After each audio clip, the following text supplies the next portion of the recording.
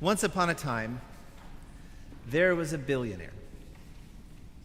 All his wealth was tied up in the land he inherited from his family, and he never lifted a finger to improve it. He liked the income, but he didn't want to do any of the work. So he hired a manager to do everything for him. Look after the land, collect the rents from the tenants, pay the bills, everything. But the billionaire couldn't even be bothered to make sure the manager was doing a good job.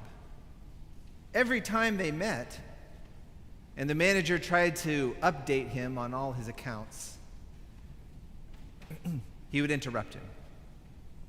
"Am I still a billionaire?" he would ask. "Yes," the manager would reply. "Then why are you bothering me with all this? You're the manager, not me. Go manage." Fine, the manager thought. If he refuses to notice when I'm handling his accounts well, let's see if he notices when I squander his money away. As long as he's still a billionaire, right? So the manager gives himself a raise, buys a bigger house, and charges it to his boss's account. He rode around on fancy horses and ate at fancy restaurants, dressed in fancy clothes. And it was all going great until one day when another manager saw him and got jealous. "Why is this guy eating so well and dressing so well?" he thought. "I do the same job as him, and my boss doesn't pay me nearly enough to live like he does. He must be squandering his master's wealth." So he goes and tells the billionaire what his manager has been doing. And of course, you all know what happens next. All I've been doing up here is embellishing the parable in Luke that Jesus tells his disciples and that we just heard read. We can all see that the rich man summarily fires his manager for his mismanagement. But before the word can spread, the manager sets out to make himself a hero with all of his master's clients in hopes that he can still land a good job after all this is over. But then, plot twist. The rich man, who is furious with the manager for squandering his wealth, now applauds him for squandering even more of it. What is going on here? Now, what I see is two despicable people. One lazy, capricious plutocrat, and one selfish, shifty freeloader. And what are these guys even doing in the Gospels? We keep waiting for a third character to come along and condemn them both, but there isn't one. Part of the reason we struggle with this parable, and with a lot of Jesus' stories, to be honest, is that we don't understand the storytelling conventions of Jesus' time. We tend to think of Jesus as a modern preacher, where every story is either a straight allegory or good guy versus bad guy. Now, if we approach it like an allegory, then we want to make one of these characters represent God the Father, or maybe God the Son, or perhaps Israel, or the church, or even some sort of ideal disciple. But none of these characters can be mapped onto that reality. And it's not a hero/villain story either, because there is no hero. It's just a couple of jerks. So, eliminating those options, I feel like we only have two choices left. We can either skip on past this parable and look for something easier, or we can dig deeper. Can anyone guess which one of those we're about to do?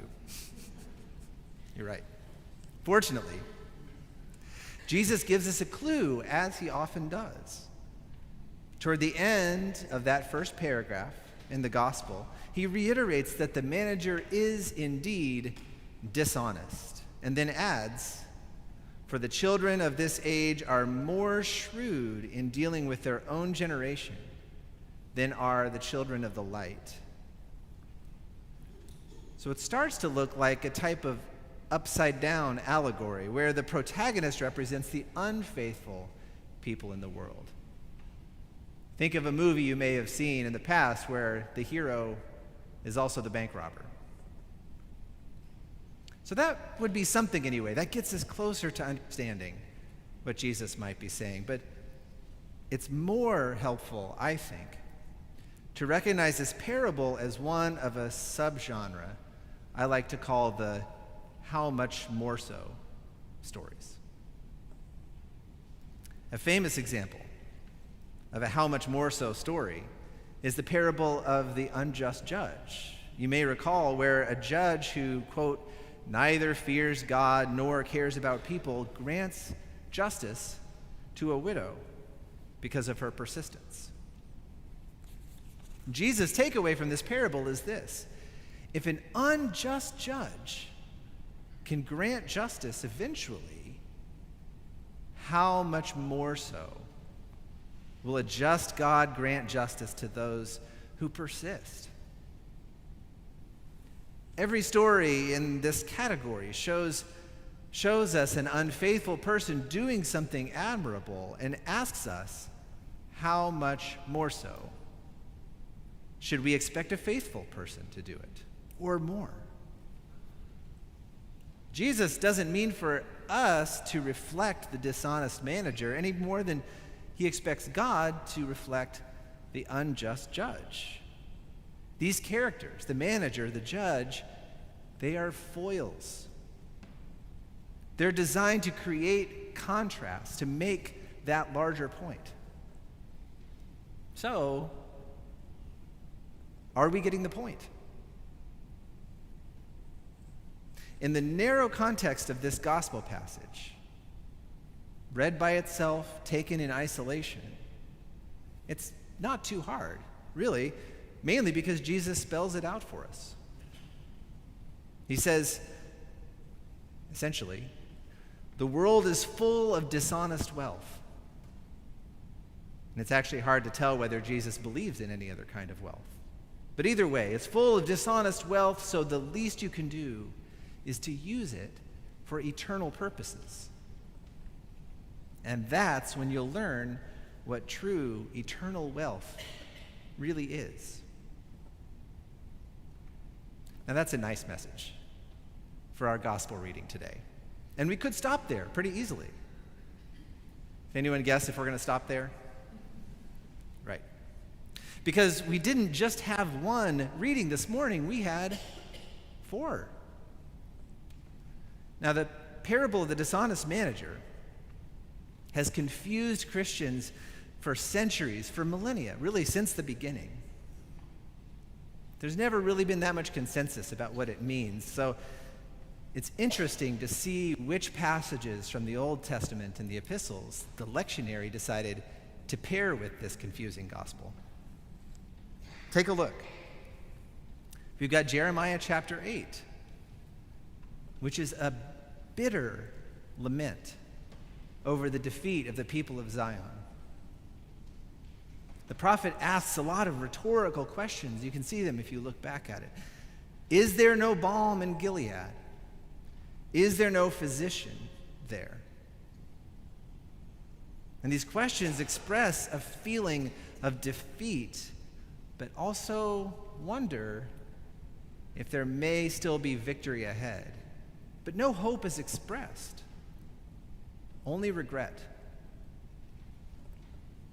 So then there's the psalm, which is in lockstep with Jeremiah, but adds more. Quote, "O God, the heathen have come into your inheritance. They have profaned your holy temple. We have become a reproach to our neighbors. And here's where the psalmist, a man named Asaph, takes it a step further. In fact, he takes it 2 steps further. He recognizes that this is a consequence of his own nation's sin. He calls on the compassion of God and begs for mercy.